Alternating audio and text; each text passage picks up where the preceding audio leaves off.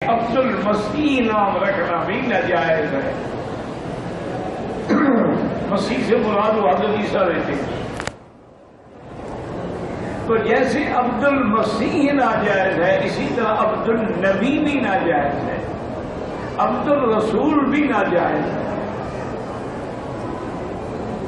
کیونکہ ہر آدمی جو ہے وہ اللہ کا بندہ ہے، وہ کسی انسان کا بندہ نہیں ہے، اس کی نسبت اللہ سے ہوگی۔ عبد اللہ، عبد الرحیم، عبد الکریم، عبد الخالق، عبد الرازق، رزاق، اس کی یہ نسبت ابدیت کسی غیر کے ساتھ نہیں ہوگی۔ جیسے ہمارے ہاں اب بھی وہی جاہلیت کے نام ہیں، پیر بخش، نبی بخش، رسول بخش، حسین بخش، فقیر بخش، سارے شرکیہ نام۔ اور اس کا قاعدہ یہ ہوتا ہے کہ اگر نام کی غلطی کا آدمی کو پتہ لگ گیا تو اس کو نام بدلتے رہتے۔ حضور پاک نے کئی لوگوں کے نام بدلے۔ اچھا، بعض نام ایسے ہوتے شرک تو نہیں ہوتا لیکن اس میں ایک تکبر معلوم ہوتا ہے،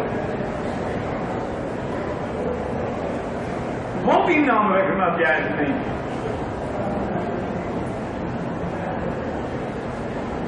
یہ بڑے بڑے پہلے نام تھے، مستنصر باللہ،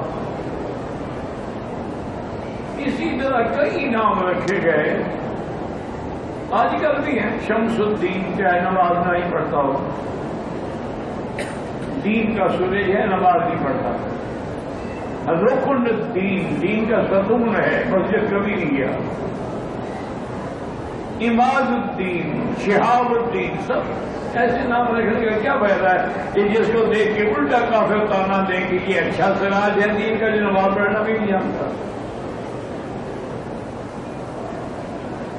اور پھر اللہ کو تو وہ نام پسند ہے جن میں ابدیت ہو، عبداللہ، عبد الرحمان۔